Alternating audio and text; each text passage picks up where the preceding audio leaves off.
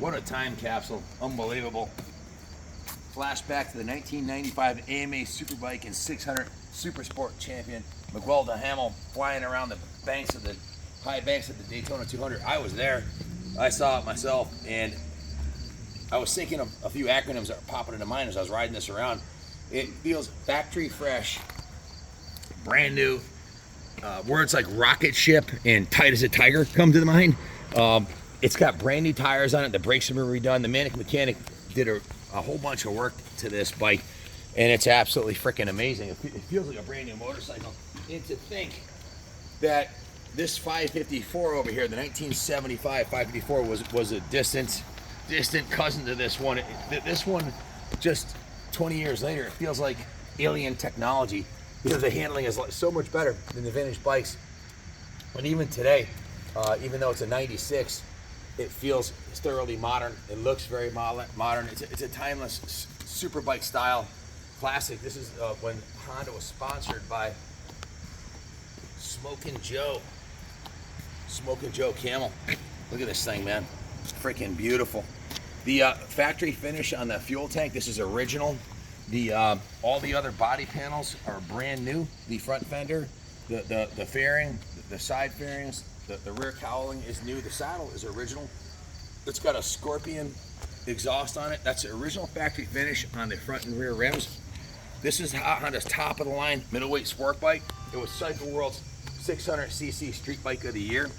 It's a very rare Smokin' Joe Racing Edition. I don't know how many they made that year, but most of them were ridden and raced into the ground, so to find one like this is just pretty much unheard of. They put down about 90 rear wheel horsepower at 12,000 RPM. It would do 155 miles per hour.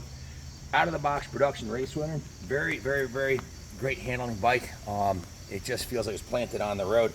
Ultra sturdy perimeter frame.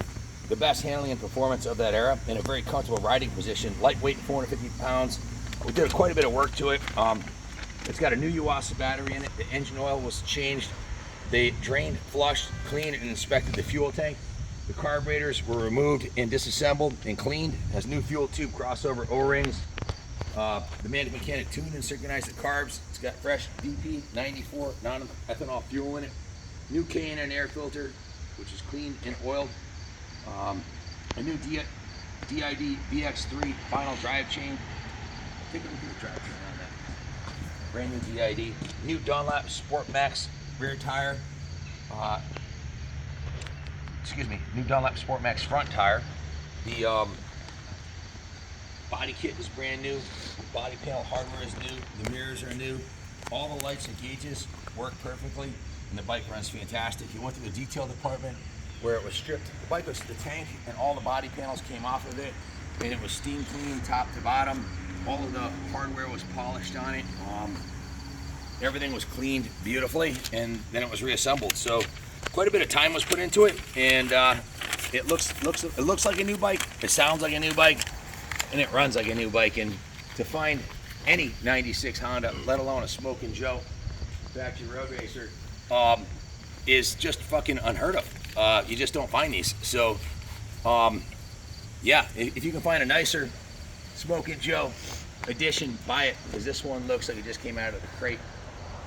We can ship it anywhere in the world for you. We offer financing, and if you want to display it in the museum, we'd love to have it there. I'll have a full write-up on it on the eBay ad. It should be listed this weekend, so bid high and bid often. This one's a diamond. Thanks for watching. God bless America.